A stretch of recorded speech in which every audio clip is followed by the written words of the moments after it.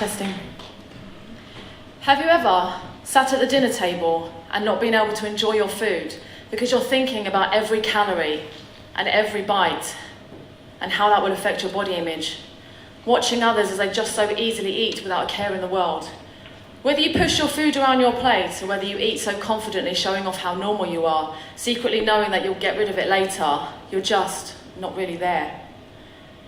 Have you ever taken pictures with family and friends and turned your body to the side, stuck out your hip, bent your arm and plastered on a smile that your future self will be envious of?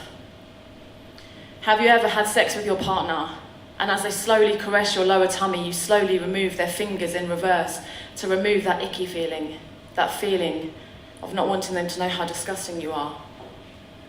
Have you ever looked in the mirror and just sobbed and just wished that if you could just look like somebody else, then you'd be happy, you'd be confident? Now, I'm sorry if that made you uncomfortable. I'm sorry, not sorry, because no one deserves to feel like this. But why do we feel like this? I'm Nicola Chan, and it's my passion to help people feel confident in their bodies. Why? Because I used to feel like that. I used to hate my body. I learned to hate my body from my mum, who hated hers. As a female, it's expected of us not to like our bodies. It's expected of us to buy a wedding dress one size too small so we can shrink ourselves to fit that dress rather than buy a dress that fits us. We learn to grow old gracefully. We learn to bounce back after having had a baby. We learn that we're only worthy if we are beautiful and we are afforded privileges if we are. And we learn to be seen and not heard. When I became a fitness professional, I was taught that my body is my brand, and the pressure that I had to obtain and to achieve and obtain that perfect body was all-consuming. It became part of every thought, and because I thought I had a problem with food, it wasn't like an addiction that I could just go cold turkey on because I needed to eat to live. In my pursuit of perfection, I ran the London Marathon.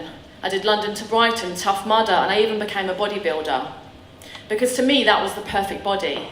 The picture of the health and fitness magazines had a body like mine. But to achieve that body, I was fit, yes, but I wasn't healthy. I had no periods, which means I was infertile. I was obsessed with food and calories, and I was so hard on myself. So even though I achieved great things, trophies and medals, nothing was enough. That's when I realised that happiness is an inside job.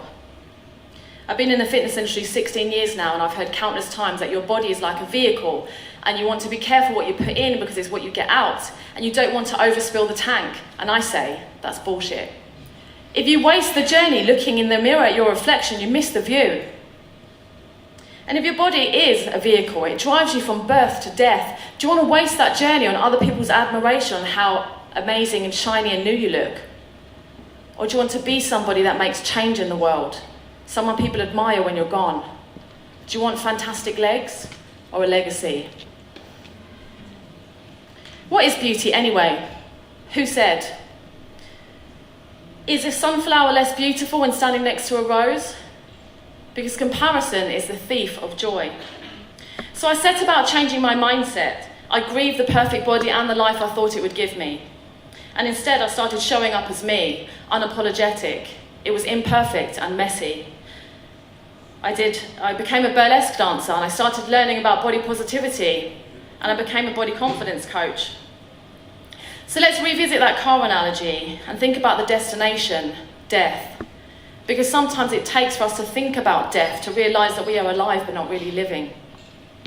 And I want you to have the chance to turn a new corner, turn a new page and rewrite your story, because the rest of your story from today is unwritten. Fire up a new neuro pathway because your brain is neuroplastic. And let's return to the beginning. Birth. When you were born, you were an intuitive eater. You knew when you were hungry and you stopped eating when you were full. You were also born with two fears, the fear of falling and the fear of loud noises. So all other fears were learned, which means they can be unlearned. You learned to hate your body. So isn't it also possible you could learn to love it? What would that look like? For me, I smashed my scales. What will they say? How dare you love your body and take up space? Who does she think she is, loving her body? So next time you find yourself saying nasty things about your body image, I want you to remember this talk. Remember your life, because you were born to live it. You were born perfect. Perfectly imperfect. Thank you.